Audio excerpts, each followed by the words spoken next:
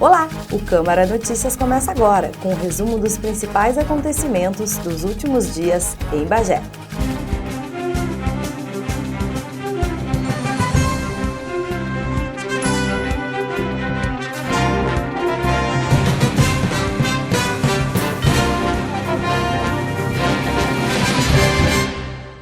Conheça os quadrigêmeos bagenses que encantaram o Rio Grande do Sul em 2019. O Leandro e a Ana Caroline planejaram ter um filho. De maneira natural, ela engravidou. Do positivo, a ecografia foi só alegria. Porém, uma surpresa assustou o casal. Não era um saco gestacional, não era um bebê e também não eram 2, nem 3, mas sim 4 novos integrantes para essa família que até então só contava com apenas 2 membros. Eles seriam pais de quadrigêmeos. As chances deste tipo de nascimento acontecer através de uma concepção natural é de 1 a cada 700 mil. Eu fiz o teste final de abril, né? Deu positivo, fiz de farmácia e logo após, no mesmo dia eu fiz de laboratório. E início de maio eu fiz a ecografia, né? Já tinha feito exames de sangue e na primeira ecografia deu o exame, apareceu 4 sacos gestacionais. Sendo que 3 caracterizavam fetos e o quarto ainda não parecia bem, mas ele foi designado como botão embrionário. Tá, aí eu fui no médico, eu fiz exame pro médico, um dia após, né? E aí o médico, a primeira coisa que fez foi me colocar de atestado, né? Repetiu o exame para confirmar, porque não acreditou. E aí, quando confirmou, me colocou de atestado, né? Aí eu parei de trabalhar, porque eu trabalho numa drogaria, né? Aí então, aonde como farmacêutico eu fico muito tempo de pé, e ele achou que seria de risco para mim, então ele me colocou de atestado. Quem planejava mais era eu. Eu sempre quis ser filho. E a Carol, depois eu consegui também que ela quisesse ter o filho, né? E quando a gente descobriu foi aquela dádiva no início, assim, né? Depois veio aquela 4, assim, um susto grande. A rotina do casal já começou a mudar durante a gestação. Durante a gestação, eu tive um certo período, lá por 5º, 6º mês, eu tive que fazer repouso, né? Praticamente foi repouso forçado, aonde eu só saía de casa para fazer exame ou consulta médica. O meu banho era rapidíssimo.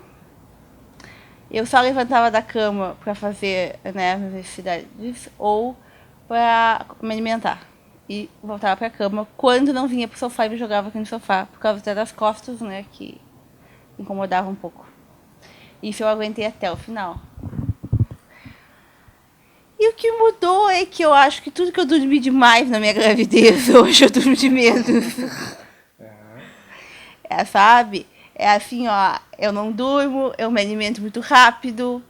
Quando me alimento... Falta tempo, porque 4, como vocês acabaram de ver, é um chorando, é mamar, é fralda, é correria. A gente contou em torno de 45 minutos, né, para te mudar os 4, dar mamar para os 4, até deitar, fazer dormir. É uma rotina assim, ó, bem corrida, né. A rotina, mas desde o início foi bem corrida, né. Como a Carol acabou de dizer, ela fazia repouso, aí acabava eu tendo que fazer as lidas de casa e mercado, porque a gente sempre foi muito companheiro, né? Desde o mercado a gente ia junto, pagar as contas a gente ia junto, aí acabou um certo ponto que ela tinha que ficar de repouso e eu tinha que fazer tudo sozinho. Aí depois veio a situação que ela teve que ir para Porto Alegre, e eu, como estava aqui trabalhando, foi quando a nossa amiga Márcia foi e ficou uns dias, que aí acabou, o dia que estourou a bolsa, eu estava em Bagé trabalhando e ela estava lá. Como é longe, 6 horas, eu não consegui chegar a tempo, quem assistiu o parto foi ela, né? E daí mudou a rotina para valer, porque como eu trabalho 6 dias, folgo 4, eu vinha para Bagé, trabalhava, saía do serviço e retornava para Porto Alegre para acompanhar ela. E isso foi durante todos esses 46 dias, né? A última semana, quando ela descobriu, ó, tal dia eu vou dar alta, eu saí de folga e não fui para Porto Alegre. Aí eu fiquei em casa preparando tudo para a viagem, para ir buscar e o retorno, né? E aí continuou a corrida. É como vocês viram, o nosso dia e noite é corrida. Sono é o que está nos faltando agora. O Quarteto Fantástico, como foram carinhosamente apelidados os 4 bebês, nasceu no dia 27 de outubro, com 31 semanas de gestação, pesando entre 1,2 kg e 1,4 kg. Após o nascimento, que aconteceu em Porto Alegre, Larissa, Lavínia, Lauren e Heitor foram direto para a UTI neonatal, de onde só receberam alta após 46 dias de internação. Difícil porque os primeiros dias eu estava bem fraca, né? E aí eu tive, acho que o dia que eu dei alta, eu me hospedei na casa e voltei de noite para ver eles. E já levei um puxão de orelha do diretor do hospital porque eu estava pálida. E aí ele me disse, não adianta tu vir para cá e ficar aqui te cansando, porque amanhã depois tu vai passar mal e tu não vai poder ficar aqui com eles. Vai ser pior. Então, tu tem que estar bem primeiro para poder acompanhar eles. Tá, e aí eu fui diminuindo a minha rotina, sendo que domingo eu me dei folga. Os domingos eu não ia na UTI. Eu só fui, acho que os 2 domingos, porque ele estava em Porto Alegre. Mas se eu estivesse sozinha, eu não ia. No início foi bem difícil, porque assim, ó, o deixar eles lá. Eu ia lá, via eles, né? Tocava poucas vezes, que eu não podia tocar, né? Porque eu estava na incubadora. Saí dela, muitas vezes saí dela chorando. Mas depois, com o passar do tempo, eu fui me preparando psicologicamente, né? Ele conversava muito comigo, ele dizia pra mim, tu tem que te dar de conta que eles estão lá pra ganhar peso, né? Graças a Deus não é problema de saúde. E aí, com o passar do tempo, eu fui me adaptando. Porque assim, quando eles nasceram, eles foram cada um pra uma sala. Aí, conforme foi liberando os leitos, eles foram juntando, até que eles conseguiram juntar os 4 na mesma sala. Então, aí ficava mais fácil. Aí eu chegava, né, tinha todo aquele processo, a gente entrava na UTI, ia direto à pia, lavava as mãos, passava álcool, entrava na sala. No meu caso, como eram 4, eu tinha que usar um avental para cada um, sendo que cada vez que eu trocava de avental, eu tinha que fazer uma higiene, eu tinha que higienizar as mãos, né. Então, era bem essa rotina. E depois, no final, eles saíram da UTI, eles foram para uma unidade que chamam de UCI, que não requer tantos cuidados quanto uma UTI, né? E é o mesmo processo. Uma coisa que é mágica e que eu acho que é que é uma coisa que é inesquecível, é quando tu pode fazer o que chamam de canguru, que é quando tu bota um jaleco, né, aberto na frente.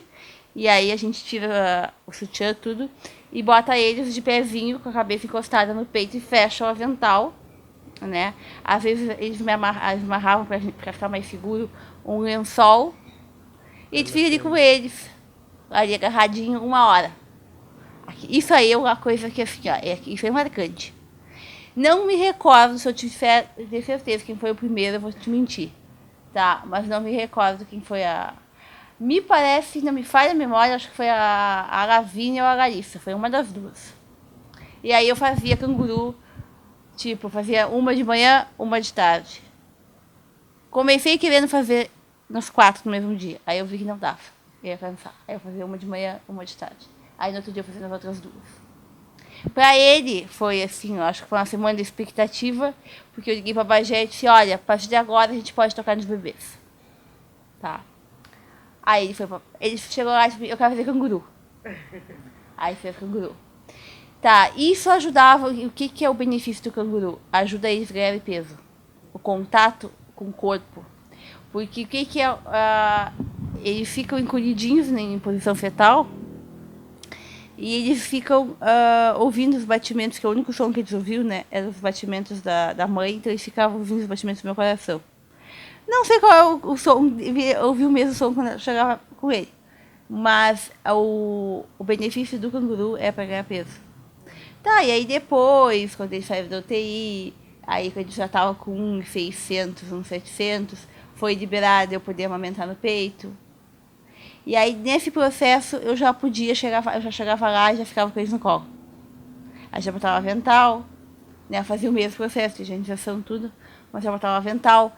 O tempo que eu ficava com eles era livre, Se eu quisesse passar a manhã inteira no colo, eu passava a manhã inteira com ele no colo. Não tinha coisa, é 1 hora, não. E aí eu ficava, no final agora, acho que as últimas 2 semanas, que quando eles engrenaram que os 4 mamavam, porque eles tinham que aprender era o peso, e eles tinham que mamar por via oral. De alguma maneira, eles teriam que aprender a fixar para poder dar alta. Então, quando os 4 aprenderam, eu pegava um em cada horário.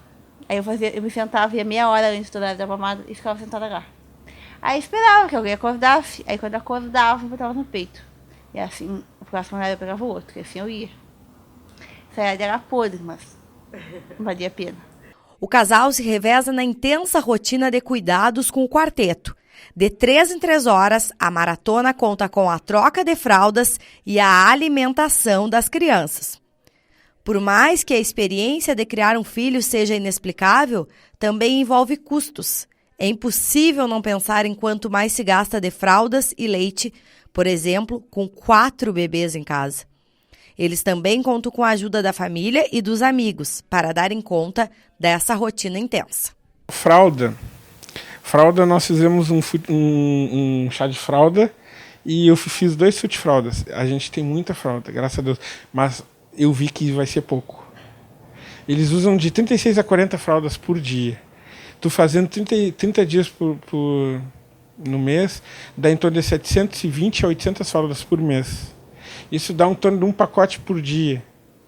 Entendeu? Então, assim, é fralda. Já o pessoal mais próximo, mais amigos, parentes, chega, o que vocês querem de presente pro quarteto de Natal? Fralda. Muita fralda, né? O leite, né, Carol? O leite que a gente conseguiu na prefeitura, na farmácia da prefeitura. Né? Como é o nome do leite? Nestrogeno. E quanto que vai de leite? É 20 latas por mês. Os planos do casal, que tentou ter um filho e acabou tendo 4, obviamente mudaram. Eles vão ter que, por exemplo, trocar o carro para que toda a família possa sair junto para passear. Eu tinha um plano, se fosse né, Carol? Eu queria poder dar tudo, sabe como é que é, né? Eu quero o melhor, mas como são 4 pontos, vamos dividir para os 4, vamos dar o que a gente puder dar, né? O melhor que puder para todos. O melhor que der para todos. Tu me contava do carro, né? Que vocês vão ter que trocar. Com certeza, vai ter que ser um carro 7 lugares, porque o carro normal não cabe 4 cadeirinhas, né? Então a gente já estamos começando a dar o jeito de trocar o carro, né? Acho que com certeza agora, até a virada do ano, a gente consegue, né? Vai ter que ser uma Doblô, uma Zafira 7 lugares, né? Para botar as 4 cadeirinhas, senão não tem como. Ela não pode perder a rotina dela, claro, né? Porque senão começa a mudar a vida demais, radicalmente, né? Então eles conversaram com a gente, não, a rotina de vocês tem que continuar a ser a mesma ainda. Vai ser mais difícil, tipo, quando era só eu e ela. Domingo a gente não almoçava em casa, era assim, normalmente fora, a gente saía para comer uma pizza. Hoje vai ser, não digo impossível, mas vai ser mais difícil, né? Tu vai chegar numa pizzaria com eles hoje, tu vai parar o local, a gente não vai conseguir comer, a gente vai nos lugares e já nos pergunta, o pai dos quadrigêmeos, eles nem estão juntos, né? Aí já param, né? Então a coisa vai ser mais difícil, mas a gente vai tentar seguir aquela mesma rotina. Agora, quando eles puderem, quando a doutora poder liberar eles para saírem, que eles não estão liberados ainda, né, por ser prematuros. A primeira coisa que a gente pretende fazer é levar ele em Pelotas pro pai da Carol conhecer, né? O vovô tá louco para conhecer. A equipe da TV Câmara deseja muita saúde para o Quarteto Fantástico e que eles cresçam em estatura, graça e sabedoria, junto aos pais e familiares, que foram agraciados quadruplamente com o milagre da vida. Divaldo Lara concede entrevista coletiva ao retornar à prefeitura. Desde as primeiras horas da manhã do dia 20 de dezembro, os apoiadores do prefeito Divaldo Lara já o esperavam em frente à prefeitura. Após decisão judicial, ele reassumiu o cargo, do qual estava afastado desde outubro. A chegada foi às 9 da manhã, acompanhado da esposa e da filha. Fui muito injustiçado, porque não fiz as coisas que me acusaram. fui afastado de forma injusta, tanto que a justiça me recolocou aqui, com a decisão de 2 desembargadores, decisão íntegra que eu respeito muito. E eu estou feliz porque o meu povo está feliz, eu estou feliz porque eu vou dar continuidade ao trabalho que vinha dando certo nessa cidade, que era uma referência para o estado do Rio Grande do Sul.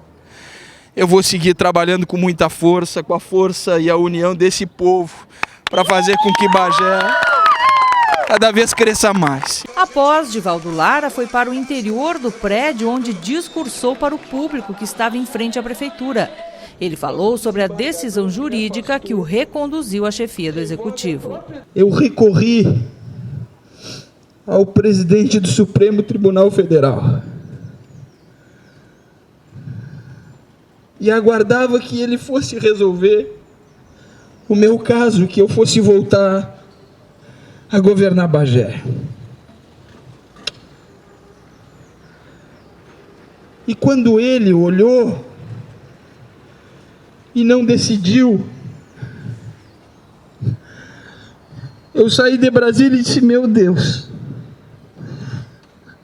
se o presidente do Supremo não resolve, só existe Deus para resolver isso.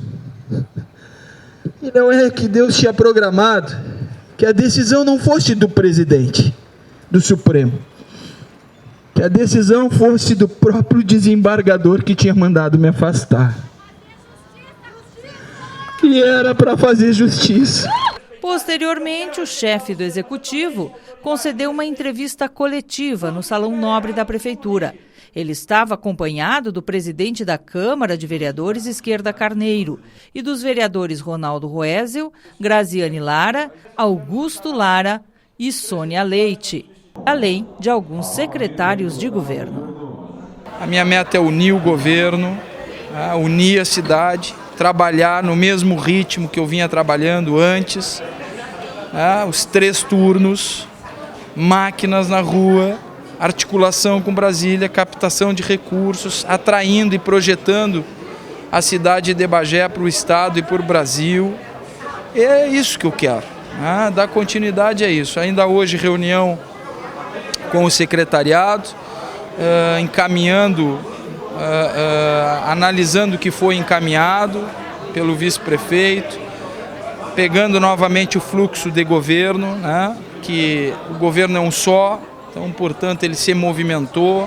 Nós vamos ver aonde se movimentou, como se movimentou, o resultado disso, fazer uma análise criteriosa e dar continuidade ao trabalho, porque os nossos adversários são os problemas históricos que Bagé tem. E é isso que nós queremos enfrentar. Alguma secretaria ou algum assunto vai receber prioridade? Olha, a prioridade, é as entidades, pagar as entidades para que elas possam fechar o seu ano, pagar o que se tem em caixa, pagar alguns fornecedores e buscar recursos em Brasília para que a gente possa compensar os recursos que nós vamos ter que equilibrar remanejando de outras áreas.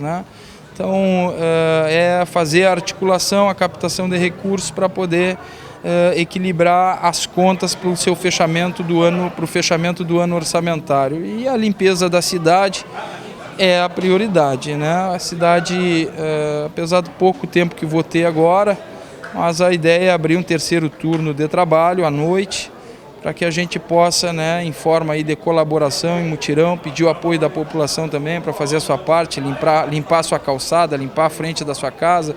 Quem quiser ajudar com o canteiro da frente da sua casa, com a praça do seu bairro, ajude. É permitido fazer isso, é possível fazer isso. E nesse espírito colaborativo de cuidar da nossa grande casa, que é a nossa cidade, se cada um fizer um pouquinho, a gente consegue recuperar a cidade o mais rápido possível. O trabalho do Legislativo é muito importante. O Poder Legislativo tem ajudado muito a cidade de Bagé, muito. São vereadores qualificados, vários vereadores que têm trazido recursos, articulação, fiscalização, colaboração, sugestão. É um trabalho importante que o Legislativo realiza. Eu que sou oriundo da Câmara de Vereadores, então conheço a atividade parlamentar e sei o quanto ela é ligada ao seio da sociedade, o quanto ela é conectada com o tecido social. Então, a Câmara de Vereadores é muito importante nesse contexto de retomada da cidade, né? E de crescimento, não só a Câmara de Vereadores, né? Os demais poderes, né? TV Câmara investe em novos equipamentos para melhor qualidade de transmissão. A TV Câmara Bagé completa 10 anos em 2020 e, para celebrar a data, está sendo realizado investimento em melhorias de equipamentos para que o sinal chegue com mais qualidade até as televisões dos bagienses. Os novos e modernos equipamentos já foram instalados e, para operá-los, a equipe da TV participou de um treinamento nos dias 18 e 19 de dezembro. Em breve, o som e a imagem da TV Câmara chegarão aos lares dos bagienses com melhor qualidade, cumprindo a missão de cobrir os principais fatos da cidade e mostrar o trabalho de quem é eleito para representar os cidadãos da Rainha da Fronteira. As inscrições para o concurso da Prefeitura de Bagé foram prorrogadas até o dia 16 de janeiro. Ao todo, são oferecidas mais de 130 vagas nos níveis fundamental, médio, técnico e superior. As inscrições podem ser feitas no site www.fundatec.org.br. Terceiro Regimento de Cavalaria Mecanizado está sob novo comando. Na noite de 18 de dezembro, foi realizada a solenidade de transmissão do cargo de comandante do 3º Regimento de Cavalaria Mecanizado, Regimento Forte de Santa Tecla. O evento aconteceu no pátio do 3º RCMEC. Na ocasião, o coronel Jairo Badaraco Fagundes transmitiu o comando para o tenente-coronel Giovanni Dalla Rosa Amaral. Entrego o comando do 3º Regimento de Cavalaria Mecanizada, Regimento Forte Santa Tecla, ao senhor tenente-coronel Giovanni Dalla Rosa Amaral. Assumo o comando do 3º Regimento de Cavalaria Mecanizado, Regimento Forte Santa Tecla. O Câmara Notícias encerra aqui. Voltamos na próxima sexta-feira, a partir das 7 horas da noite. Acompanhe na sequência o Informe Legislativo. We'll